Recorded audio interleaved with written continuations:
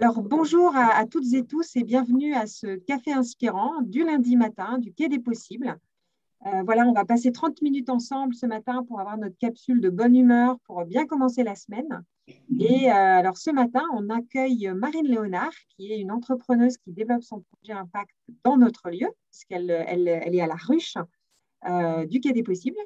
Et elle a développé un projet qui s'appelle les Miamis et elle va nous parler de son parcours, de son projet, de sa reconversion, pour nous donner toutes ces belles ondes positives ce matin. Je te laisse la parole, Marine. Alors, merci Fabienne, bonjour à tous. Merci pour cette invitation, merci au Quai des Possibles et pour tout votre travail. Donc, je m'appelle Marine Léonard, j'ai 40 ans, j'habite du côté de Saint-Germain-en-Laye. Et quand j'avais 5 ans et qu'on me demandait ce que je voulais faire quand je serais grande, je répondais toujours que je voulais être retraitée. Alors évidemment, ça amusait tout le monde autour de moi, mais moi, ça ne me faisait pas rire, c'était très sérieux. La retraite, je ne savais pas ce que c'était, mais tout ce que je savais, c'est que ça voulait dire être avec les personnes âgées. Alors, je suis une personne dite hypersensible, et déjà toute petite, je ressentais le pouvoir qu'un sourire ou qu'un geste intentionné pouvait apporter aux vieilles dames esselées que je croisais dans les commerces de quartier. Ça leur faisait du bien et à moi encore plus, au point que je prolongeais le plaisir en jouant à la marchande chez moi et je m'inventais de longues conversations avec ces personnes qui venaient dans ma boutique imaginaire. Alors, j'ai grandi à Paris et puis à l'île de la Réunion où j'ai vécu 7 ans jusqu'à mes 18 ans, jusqu'à l'obtention de mon bac scientifique. C'était en 1999 et à cette époque, je découvrais Internet. Et je disais à mes parents que ce serait super de pouvoir créer un site qui permettrait à des petits-enfants de nouer des relations de confiance pour trouver la perle rare qui irait rendre visite à ma grand-mère de Saint-Malo pendant que j'irais rendre visite à mon tour à la grand-mère de quelqu'un d'autre, etc., etc. Donc, une sorte de mythique pour petits-enfants. C'était assez pionnier quand j'y repense, mais bon, c'était une idée comme ça, et puis il fallait être sérieux, penser à l'avenir, etc. Alors, je suis partie à Montpellier, j'ai intégré une prépa HEC, puis, j'ai intégré une école de commerce dont je suis ressortie diplômée avec une spécialisation en supply chain management, donc autrement dit en logistique, et donc diplômée en 2005. Alors, j'ai travaillé pendant 12 ans dans le secteur agroalimentaire, qui est un secteur que j'affectionne particulièrement. J'ai exercé pendant 7 ans le métier de responsable prévision des ventes, qui est une fonction logistique essentielle à la bonne coordination des stratégies commerciales, marketing, finance et production. Alors, j'ai travaillé dans les yaourts chez Nestlé, j'ai travaillé dans les vins et spiritueux chez Lixir, et puis j'ai bifurqué pendant 2 ans dans le secteur de l'industrie chimique en travaillant pour les peintures du luxe Valentine. Alors, c'est une expérience qui m'a peu plu et où j'ai vécu un plan social qui m'a amené à réfléchir plus profondément à mes envies et à mon avenir. Et à cette époque, en fait, je réalisais que j'avais fait une école de commerce sans vraiment savoir ce que c'était que le commerce. Et le commerce de proximité, ça m'attirait depuis l'enfance parce qu'on pouvait mêler l'aspect marchand et économique en ayant l'opportunité de lien social avec ces vieilles personnes qui venaient toujours se bousculer dans la foule du samedi pour rester au contact des autres.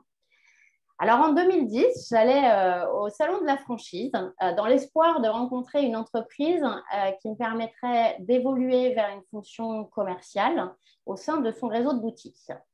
Alors malheureusement, et ça c'est peut-être propre à la France, aux États-Unis j'aurais eu peut-être plus de facilité, mais en tout cas ici on ne change pas d'entreprise et de métier si facilement, même si on a un peu de bagou et qu'on essaie un peu d'avoir la tchatche, etc. Non, ce n'est pas suffisant. Bon, je l'ai compris. Donc je me suis dit qu'il fallait être raisonnable et repartir de mon expérience métier et de réintégrer une entreprise, donc sur un poste logistique, mais par contre d'intégrer une entreprise qui avait un réseau de boutiques vers lequel je pourrais faire une passerelle de métier dans un second temps. Et cette opportunité, je l'ai trouvée, mais quelques mois plus tard, parce qu'entre-temps, je découvrais que j'étais enceinte de mon premier enfant. Alors, je me suis consacrée à cette étape de vie importante. Et comme j'avais du temps à consacrer à donner aux autres, j'ai frappé à la porte de la paroisse de Levallois-Perret, où j'habitais à l'époque.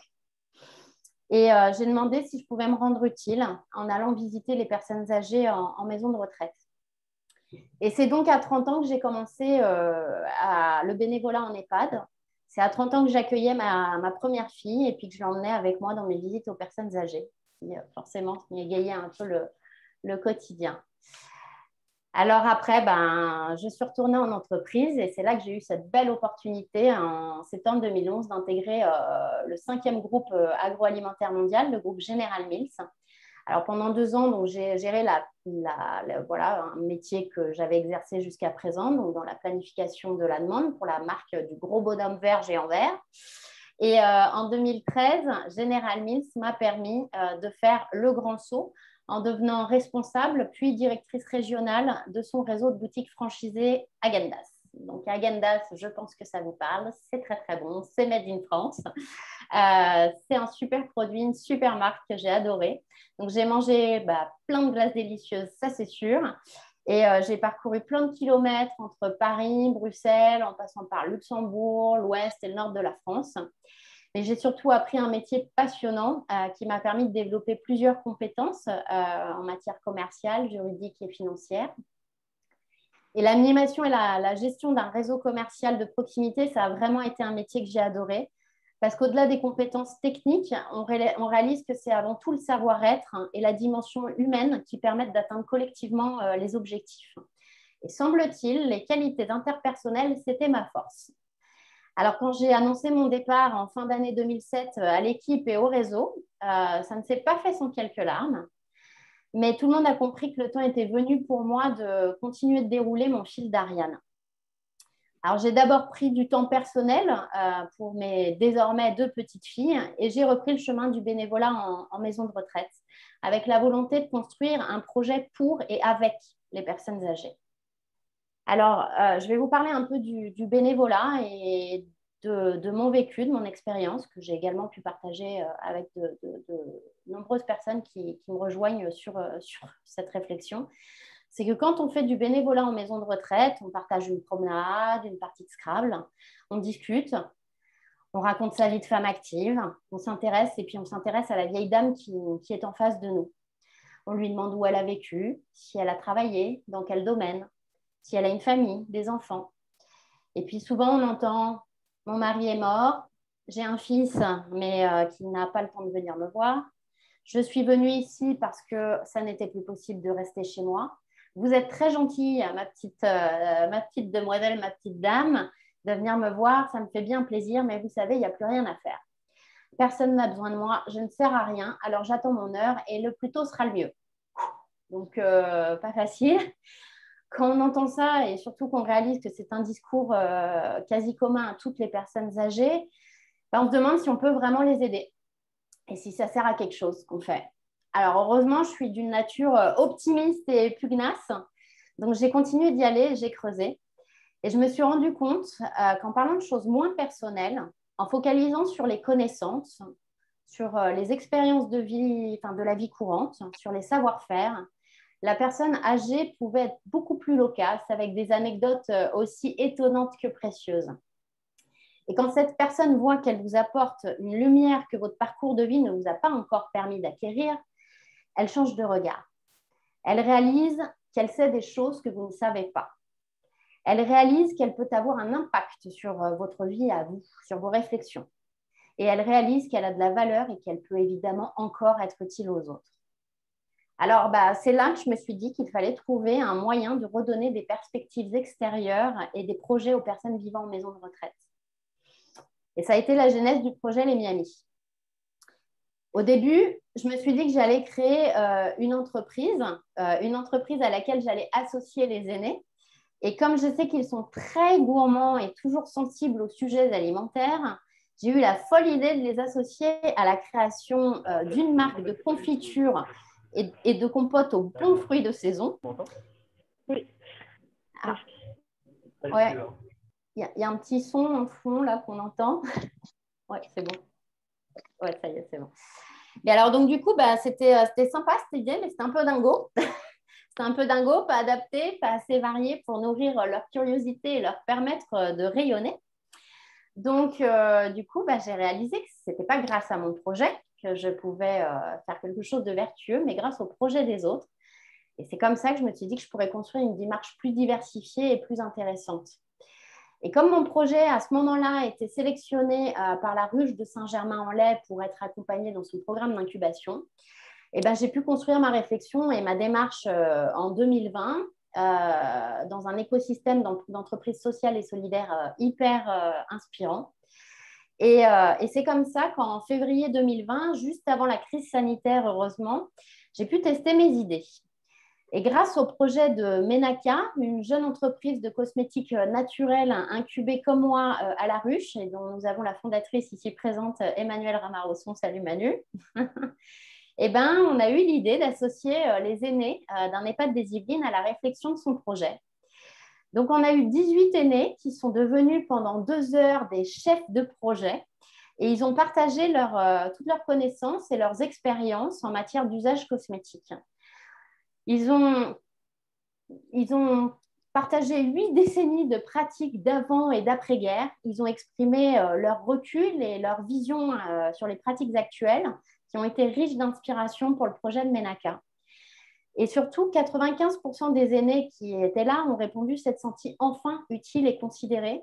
On a eu énormément de soutien, de très bon accueil de l'équipe d'encadrement, des animatrices, de la direction qui nous a dit avoir été très étonnés de voir leurs résidents si impliqués et si loquaces et de voir qu'ils avaient vraiment cette envie de vouloir contribuer à de nouvelles réflexions.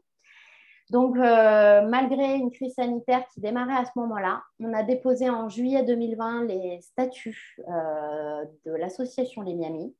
Donc, Les Miamis, c'est une association d'intérêt général qui vise à nourrir l'utilité sociale des personnes âgées et qui permet de créer un lien singulier entre nos aînés et les personnes actives autour des projets de ces personnes actives. Donc, à ce jour, nous avons partagé 3 projets d'entreprise et nous avons contribué à nourrir la curiosité, le lien et l'utilité sociale de 50 de nos aînés dans différentes maisons de retraite des Yvelines et des Hauts-de-Seine. Et notre ambition, elle est claire. C'est une ambition, en effet. On est encore une petite association, mais on a une belle et grande ambition qui est d'inscrire l'inclusion du grand âge dans le monde actif au travers d'un nouveau levier de stratégie de responsabilité sociétale des entreprises que nous adressons à des partenaires prêts à s'engager avec nous. Alors, créer le goût de la vie pour nos aînés avec Les Miamis, c'est un fil d'Ariane que j'ai déroulé au début seul, mais que nous déroulons désormais à plusieurs et pour la plus grande joie de moi-même et de nos aînés. Et aujourd'hui, on a donc 5 jeunes entreprises sociales et solidaires qui ont partagé et qui vont partager leurs projets avec Les Miamis. Nous avons 5 maisons de retraite avec des équipes hyper motivées pour nous accueillir. Et nous avons 6 bénévoles, dont certaines ici présentes que je remercie, qui s'impliquent et s'engagent à nos côtés. Donc, il y a un long chemin qui se dessine pour nos aînés et Les Miamis et j'espère que ce partage d'expérience vous aura apporté un peu d'inspiration ce matin. Je vous remercie de votre présence et de votre attention et je suis à votre écoute si vous avez des questions. Et j'en profite juste pour vous dire que je serai aussi à Talent-en-Laye le samedi 3 octobre, c'est ça? 2 octobre, pardon, sinon c'est dimanche. Et donc, je serai là, je tiendrai un stand et je viendrai à la rencontre des entreprises locales, de toute personne qui pourrait avoir envie d'en savoir plus sur Les Miamis, de s'impliquer ou non, ou de nous donner de bonnes idées ou de bons contacts. Et voilà. Donc, merci beaucoup. Merci Marine pour ton partage très inspirant et très bien présenté. C'était très agréable de t'écouter, j'ai trouvé. C'est vrai, bon, tant mieux. Désolée, je fais en sorte parce que c'est compliqué il ne faut pas parler trop longtemps non plus. Donc, moi, c'est vrai que je serais assez tentée d'écouter vos questions si vous en avez. Je n'ai pas voulu non plus rentrer trop en profondeur dans certains sujets parce qu'il me semble que le but, c'était vraiment d'expliquer quel avait été le cheminement. Et je pense que vous avez vu que ça sortait pas de nulle part, ce projet. Voilà, il y a des choses assez ancrées depuis longtemps et profondes. Alors, est-ce qu'une des personnes présentes ce matin a envie de poser une question ou de réagir au partage de Marine? Moi, je veux bien. Est-ce que vous m'entendez? Oui, je vous entends, Sandy.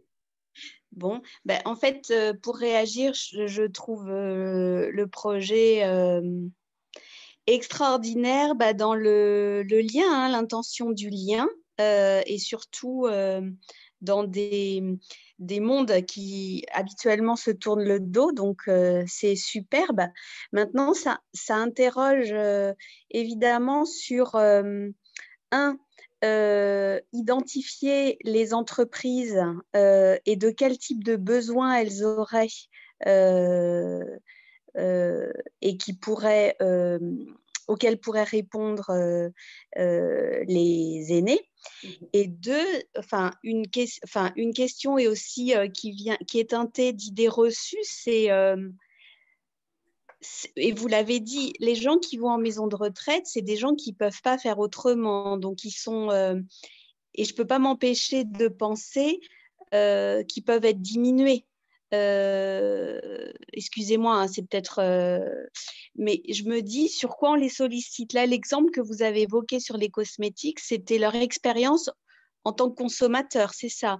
Mais sur quoi d'autre on peut les solliciter et comment aussi on identifie aussi les personnes au-delà d'une envie peut-être possible, ce qui est déjà énorme d'avoir envie, mais dans leur capacité aussi à réfléchir, moi, les personnes que je connais qui sont en maison de retraite sont extrêmement diminuées. Voilà, je pose les choses comme ça parce que j'adore ce projet, mais j'ai toutes ces questions qui viennent. Alors, elles sont tout à J'imagine que fait, vous elles sont avez tout à fait réfléchi à tout légitimes, ça. bien sûr, bien sûr. Et justement, enfin, au début, tout ça est passé aussi par des étapes d'expérimentation. Et en fait, effectivement, on s'est rendu compte que si, ça pouvait fonctionner. Alors après, c'est vraiment, et je vais répondre là à votre deuxième question, ça s'adresse vraiment à une cible de personnes assez précises. Il faut savoir Ouais. qu'une maison de retraite, en moyenne, il y a 100 résidents. Aujourd'hui, on propose des activités qui sont plutôt collectives, avec par exemple un spectacle de musique, parfois des choses beaucoup moins gaies, type une conférence sur la maladie d'Alzheimer, donc pas très, très amusant. Mais voilà, il y a eu beaucoup en fait d'activités collectives jusqu'à ce jour, et je sais qu'aujourd'hui, le besoin aussi des animateurs est de trouver des actions qui soient beaucoup plus ciblées et adaptées à certains profils de résidents. Et en fait, dans cette moyenne de 100 résidents qu'il y a, il y a à peu près 15%, c'est un maximum, entre 10 et 15% de personnes qui ont une bonne présence cognitive et qui arrivent dans une maison de retraite et qui, si on justement ne veille pas à leur trouver des sources de stimulation cognitive, pourraient assez facilement décliner. Voilà, donc l'idée, c'est vraiment d'adresser ça à des groupes en moyenne de 10 résidents qui vont être un peu ces chefs de projet. Il est important aussi de faire ça dans un temps qui respecte leur rythme de vie. Donc, on n'intervient jamais plus, on va dire, 1h15, 1h30, grand max, ça dépend de comment ça se passe. Mais voilà, et il est très important que chacun d'entre eux puisse s'exprimer et contribuer pour les projets que nous apportons dans les maisons de retraite. Donc, c'est pour ça que, voilà, 10, c'est globalement les profils que nous, on cible, et c'est globalement le nombre de personnes qu'on peut trouver dans chaque établissement qui peuvent être dans cette envie, vraiment avec cette curiosité, un côté un peu loquace, curieux, et envie de partager leurs expériences. Donc, il se trouve que souvent, en fait, on démarre, on peut être 8, et puis en fait, au fur et à mesure, on a des personnes qui n'étaient pas spécialement prévues, qui finalement viennent un peu regarder, se greffent, parce que finalement, ça les intéresse. Et moi, j'ai eu des personnes typiquement qui avaient la maladie de Parkinson avec des troubles de l'élocution, et le fait d'avoir pris le temps de les écouter, etc., même si on peut imaginer qu'ils soient, comme vous l'avez dit, diminués, et ben en fait, l'envie intérieure, elle est là. Et le problème, c'est que si on ne met pas en œuvre des moyens qui permettent de changer ça, forcément, ça pourra pas fonctionner. Et aujourd'hui, moi, je vois énormément de personnes très investies dans le quotidien des personnes âgées qui font tout ce qu'elles peuvent avec les moyens qu'elles ont pour les accompagner dans la stimulation cognitive. Mais c'est des gens qui ont besoin aussi de ressources extérieures, qui font aussi partie des murs. Et c'est pour ça que l'expérience qu'elles ont vécue avec les Niani a été hyper vertueuse, parce qu'elles ont pu s'appuyer en fait sur notre démarche pour apporter un peu cette vie extérieure à l'intérieur. Et pour répondre à votre première question, donc quel genre de projet? Alors nous, il y a une chose qui est sûre, c'est que même si on peut tout à fait envisager d'amener des projets dont les aînés sont la cible directe, c'est pas notre envie première parce que ça voudrait dire en fait s'intéresser à répondre à des besoins bien spécifiques. Alors, ce serait déjà un projet, on est d'accord, mais ce serait apporter trop de projets qui focalisent sur les enjeux de la vieillesse et c'est pas forcément les sujets les plus réjouissants. L'idée, c'est vraiment de faire appel en fait à toute l'expérience antérieure des personnes âgées parce que c'est pas parce qu'on vit en maison de retraite déjà, il faut savoir qu'il y a des gens qui vivent en maison de retraite mais qui viennent, qui ont la liberté de sortir de l'établissement, d'aller acheter dans les commerces, enfin, de vivre leur vie.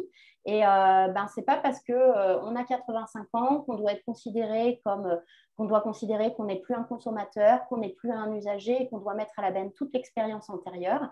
Et au contraire, et ça c'est ce qu'on a pu voir avec Menaka, donc avec Manu, qui pourra peut-être d'ailleurs donner un peu son retour là-dessus, et ben en fait on se rend compte qu'ils ont un regard qui est beaucoup plus riche finalement que quand on s'intéresse à la cible directe.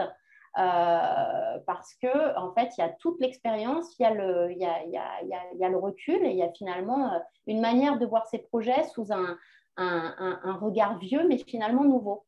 Et ça c'est assez intéressant. Et aujourd'hui c'est une association parce que l'idée n'est pas du tout de mettre une pression sur nos aînés en se disant on va tirer une substance incroyable de leur vécu, c'est pas ça. Ce qu'on propose aux entreprises, c'est vraiment un projet humain, une démarche humaine, d'aller à la rencontre de leurs aînés pour penser, voir leurs projets, leur secteur d'activité, leurs produits, leurs services avec toute l'antériorité des personnes âgées. Donc, ça a vraiment vocation à nourrir, on va dire, plutôt la RSE des entreprises, la responsabilité de l'image de RSE. Aujourd'hui, en RSE, il y a l'axe environnemental, il y a l'axe social, et dans l'axe social, les entreprises aujourd'hui travaillent plutôt sur leur impact en termes de parité, en termes d'inclusion du handicap et sur les thématiques de l'éducation. Mais c'est vrai que sur le grand âge, il n'y a absolument rien qui a été mis en œuvre et voilà. Et ce projet, il est né un peu de mes constats, justement, mes connaissances du monde de l'entreprise et de mon expérience de bénévole. Et voilà, au travers des 3 projets qu'on a pu porter, qui ont été des projets de cosmétiques et des projets alimentaires, là on en a 2 autres qui sont plus de l'ordre de la culture. Voilà, on peut s'appuyer sur le projet d'entreprise pour dire aux aînés, on a besoin de vous, votre regard nous intéresse, et puis en gros, on prend vos retours d'expérience, et puis en gros, on vous remercie pour votre contribution. Ça nous permet à la fin d'avoir un moment un peu de célébration, un temps d'échange entre les porteurs de projets et les aînés, dans une ambiance voilà, un peu gourmande et chaleureuse. J'espère, Sandy, que j'ai répondu à votre question. Oui, mes questions, oui, tout à fait, ça éclaire. Mais ça veut dire qu'à chaque fois, est-ce que c'est dans le temps? Est-ce que quand une entreprise s'engage, elle s'engage sur un projet et, enfin, vous n'avez peut-être pas le recul pour ça, et après, il faut en trouver d'autres, ce qui pour vous est une quête très, très gourmande, ou alors c'est un engagement long terme et c'est sur des sujets très différents de l'entreprise que l'entreprise donne rendez-vous aux aînés? Alors non, c'est plutôt, en fait, en gros, l'objectif, c'est vraiment qu'un même projet, une fois qu'on le développe, qu'on co-construit avec l'entreprise partenaire, déjà, en gros, on utilise un petit message vidéo de l'entreprise qui dit, voilà, moi, c'est Emmanuel, je travaille sur une marque de cosmétiques do it yourself qui s'appelle Menaka, j'en suis là aujourd'hui, je m'interroge sur ceci, cela, et je vais, avec les Miami, vous adresser une série de questions qui, je pense, vont pouvoir m'inspirer dans mes réflexions. Et donc, en gros, elle leur dit, j'ai besoin de vous. Comme il n'y a pas de meilleure recette que celle du passé, je fais appel à votre expérience. Et donc là, on travaille ensuite dans la continuité de cette vidéo sur une série de questions qu'on a co-construit avec l'entreprise. Moi, après, avec les bénévoles, on remonte un compte-rendu d'expérience des aînés à l'entreprise qui s'en imprègne et ensuite, 2 semaines plus tard, 3 semaines plus tard, elle revient soit en personne, et ça, en présentiel, c'est ce qui est le plus souhaité, mais Si ce n'est pas possible, on le fait sous format vidéo et ça, on l'a déjà fait, ça marche très bien. Et l'idée serait vraiment qu'un même projet puisse être déployé dans 5 maisons de retraite, voilà, à chaque fois. Et donc, l'entreprise ne pourra pas être là à chaque fois pour les 5 moments de partage de célébration finale avec les aînés, mais néanmoins, elle nous permet, nous, bénévoles extérieurs, d'apporter un peu cette vie extérieure grâce à leur projet.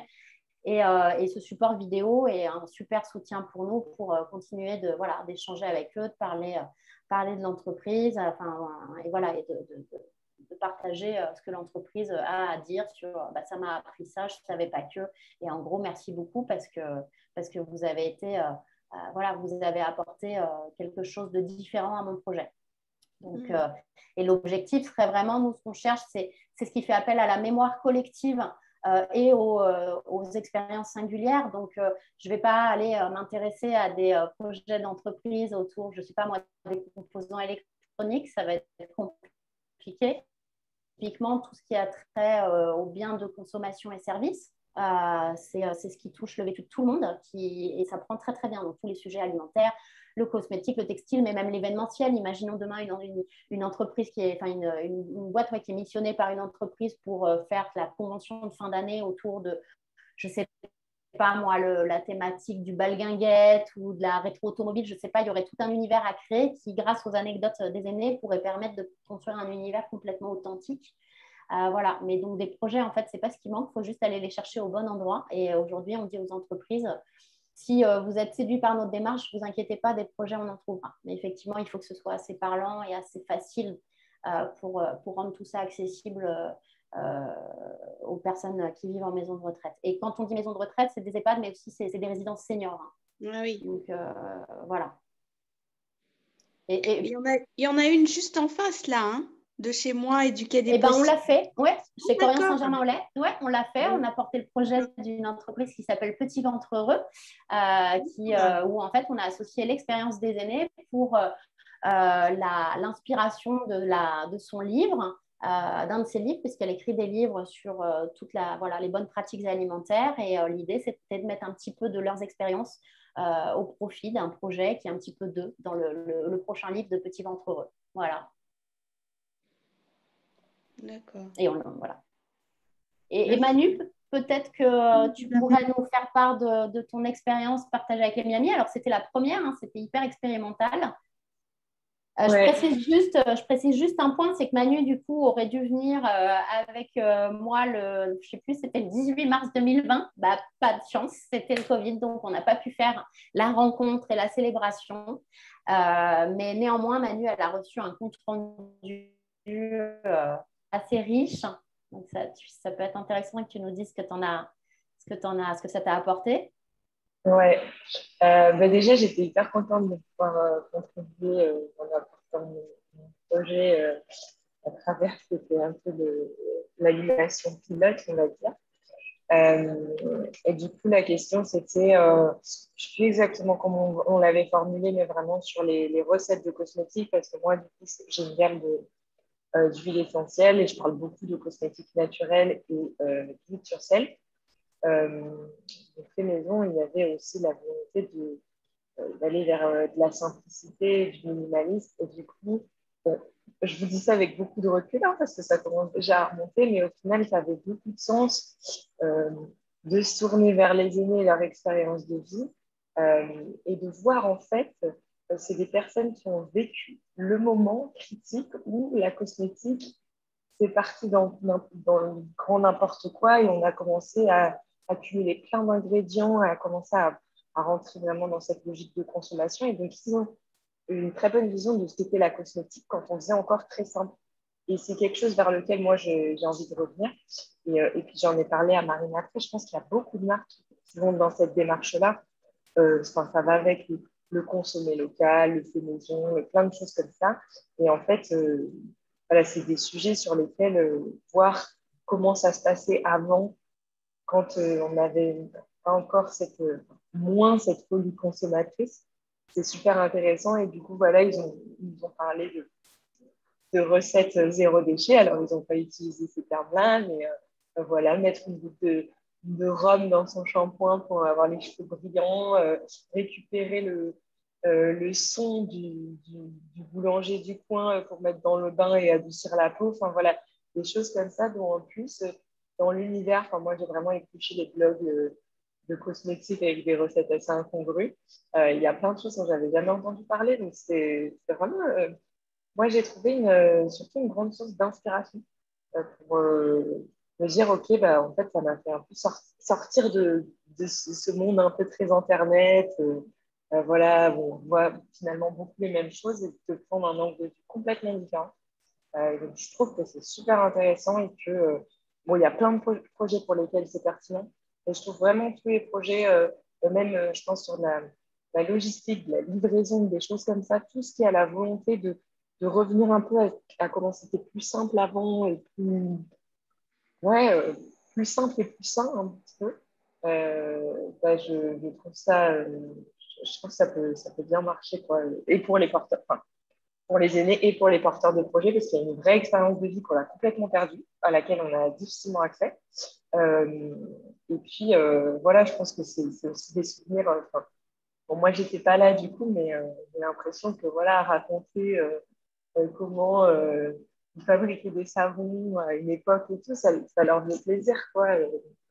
C'est hyper enrichissant, je pense, des deux côtés. Dommage qu'on n'ait pas pu faire la célébration. Ça, Ouais. c'est quelque chose de voulu d'ailleurs, hein, pour explication. On n'a pas l'entreprise qui vient quand on active en fait son projet et toute cette série de questions parce que c'est important qu'on soit un peu en terrain neutre et qu'il ne soit pas mal à l'aise vis-à-vis de la présence de l'entrepreneur. Mais effectivement, je pense que tout l'aspect, on les a beaucoup sollicités en fait de manière assez chronologique. On leur a demandé un peu avant la guerre, pendant la guerre, après la guerre avec l'arrivée de la consommation de masse, quels produits ils utilisaient, est-ce qu'ils faisaient des produits eux-mêmes, comment ils en entendaient parler. On a beaucoup parlé de la mémoire des marques. C'est hyper intéressant aussi de savoir finalement après 8 décennies ce qui reste, c'est quoi les marques produits ou les slogans ou pour quelles raisons essayer de comprendre en fait finalement les recettes de succès du passé parce que quand on a 80-90 ans et de se souvenir d'un truc spécifique et de se rendre compte que finalement bah, c'est 80% de l'assemblée pour qui ça évoque quelque chose de fort, bah, c'est peut-être aussi qu'il y a quelque chose dans la communication vraiment qui a marqué et qui peut être intéressant pour Manu, je ne sais pas, moi, ça peut être vraiment de voir la représentation de la femme, est-ce que c'est plutôt une phrase, est-ce que c'est... Enfin, voilà, et puis il y a des références historiques aussi hyper fortes. Moi, il y a un truc que j'ai adoré, c'est quand ils se sont mis à nous parler de la brillantine qu'on mettait dans les cheveux, qui était une espèce de lac, et après, donc, ils se sont mis à me parler de la génération Zazou, qui, à défaut de trouver de la brillantine pendant la guerre, mettait du beurre dans les cheveux quand ils trouvaient du beurre, ça aussi c'était un point. Et je leur ai demandé, c'est quoi? Et alors là, bah, j'ai découvert que la génération Zazou, c'était une génération de jeunes hommes aux cheveux longs et gominés, et c'était une coiffure qui allait en fait à l'encontre de la coiffure nazie, et c'était vraiment un symbole de rébellion de ces jeunes générations par rapport à une période hyper difficile. Et donc, je disais à Manu, bah, demain, tu fais une gamme spéciale de gel pour les cheveux. Pourquoi pas lui donner le nom de Zazou parce que tu apporterais quelque chose au travers de ton produit, mais en plus, tu apporterais voilà, peut-être une référence historique qui nous est passée complètement au travers. Quoi. Donc, voilà. Donc, en fait, ce n'est pas la richesse qui manque, c'est surtout, voilà, il faut avoir l'envie. Il faut avoir l'envie de partager des projets et en fait, juste de dire aux entreprises, bah, écoutez, qu'est-ce que vous aimeriez demander aux aînés finalement? Voilà, on n'est pas là pour révolutionner les stratégies commerciales ou marketing, c'est pas ça. C'est vraiment un projet humain qui a vocation à inspirer, surtout nourrir l'utilité sociale des aînés. Alors, Manu, on était ravis de pouvoir t'aider, c'est certain, mais voilà, la démarche première de notre association, c'est vraiment ça. Et voilà, et pour Manu, elle y a trouvé des choses assez subtiles qui n'ont peut-être pas aujourd'hui changé son cap, mais elle a une espèce de petite boîte à trésor avec, je ne sais pas combien de pages de compte rendu je t'ai adressé, mais on en a une bonne vingtaine. Écoute, quand tu manqueras un peu d'inspiration parfois, tu pourras dire, attends, j'avais vu ça, ce serait peut-être le bon moment. C'était une bonne idée. Merci beaucoup en tout cas pour ce partage d'expérience. Alors, pour terminer, moi j'aimerais bien, Marine, te poser deux questions. La première, c'est est-ce que tu aurais un conseil à donner justement aux personnes qui sont peut-être en cours de reconversion, qui se posent des questions sur le fait de monter un projet. Est-ce qu'il y aurait un conseil que tu voudrais partager ce matin par rapport à ton parcours? Et après, qu'est-ce que nous, on peut faire pour soutenir ton projet? Voilà, s'il y avait une chose qu'on pouvait faire pour te soutenir dans ton projet, qu'est-ce que ce serait? Alors, pour répondre à la première question, j'ai juste envie de vous dire que je pense que dans la vie, il y a tout un tas de petits signaux qui ne sont pas arrivés par hasard. Moi, je crois dur comme fer au fil d'Ariane. C'est vraiment une expression que j'aime et il y a une vraie logique dans tout le parcours que j'ai eu. Et en fait, si on réfléchit bien, tout le monde a une espèce de fil d'Ariane. Donc, creuser vraiment sur voilà, ces moments de l'enfance ou différents moments de votre vie où vous vous êtes senti bien, des moments où vous vous êtes senti plus heureux que d'autres et essayer de comprendre pourquoi ça vous a rendu heureux et comment en fait vous pourriez essayer de nourrir votre parcours professionnel pour essayer d'être en lien avec voilà, ces besoins et ces valeurs que vous portez en vous. Donc voilà, c'est un vrai travail d'introspection. Un vrai travail d'introspection. Rien n'arrive par hasard. Donc prenez ce temps de réfléchir à votre chemin de vie. Ne subissez pas votre vie globalement, parce que c'est vrai que quand même qu'on a tous rencontré pas mal de gens qui se sont plaints beaucoup de choses, mais qui ont a priori pas beaucoup voulu non plus bouger pour se poser les questions et oser y aller. Il faut avoir aussi un peu d'audace et il faut aussi du coup pour être un peu audacieux, il faut aussi pouvoir bien s'entourer de personnes bienveillantes. Donc déjà, je peux que vous recommander d'aller dans un écosystème comme le Quai des Possibles, la Ruche, parce que vous trouverez ça et vous trouverez aussi des gens qui ne vous prennent pas pour des fous et qui vous laissent croire en vos rêves et qui vous aident à continuer d'y croire vous-même. Voilà, et à vous réaliser dans votre mission de vie. Et la deuxième question, comment on peut faire pour aider les Miamis? Écoutez, vous pouvez suivre notre page sur LinkedIn, qui est un réseau social très important pour nous, puisqu'on adresse évidemment notre projet associatif à des entreprises, à des collectivités qui ont des projets autour des biens de consommation et services à partager avec nous. Donc, ça peut être de relayer nos posts, de les soutenir, de parler de nous à tout créateur d'entreprise, à tout responsable RSE, communication, marketing, RH, parce que ça peut s'inclure dans tout. Hein. On est aussi là pour peut-être apporter une réponse à une envie de mécénat de compétences qui pourrait permettre à des salariés d'entreprise qui peut-être aussi sont des aidants pour leurs proches et pour être sensibles à cette cause-là, d'avoir une fierté d'appartenance pour leur entreprise en se disant qu'on leur offre l'opportunité de se rendre utile auprès des personnes âgées en maison de retraite. Voilà, on a pour information un site internet que nous avons conçu avec Philippe, un ingénieur retraité qui a gentiment donné de son temps pour nous aider dans ce projet-là. Donc voilà, on essaie de travailler un peu notre visibilité. Donc si vous pouvez en parler, c'est super. Si vous voulez venir à notre rencontre le 3 octobre à Talent-en-Laye, c'est super aussi. Voilà, et puis vous pouvez également faire un don pour notre association. Vous pouvez m'envoyer dans ce cas-là un mail à contact@lesmiamis.fr. Ce sont des dons qui sont défiscalisables et qui nous permettent de porter les projets de jeunes entreprises sociales et solidaires. Et puis un jour, on espère pouvoir toucher de plus grandes entreprises qui contribueront financièrement et s'impliqueront également directement avec nous. Donc voilà. Super. Merci beaucoup, Marine. Merci pour toutes ces belles ondes positives. Vraiment, c'était un plaisir. Merci, Marine. Merci à vous tous et très bonne journée. Très bonne journée Merci, à toutes et tous. Au revoir. Au revoir.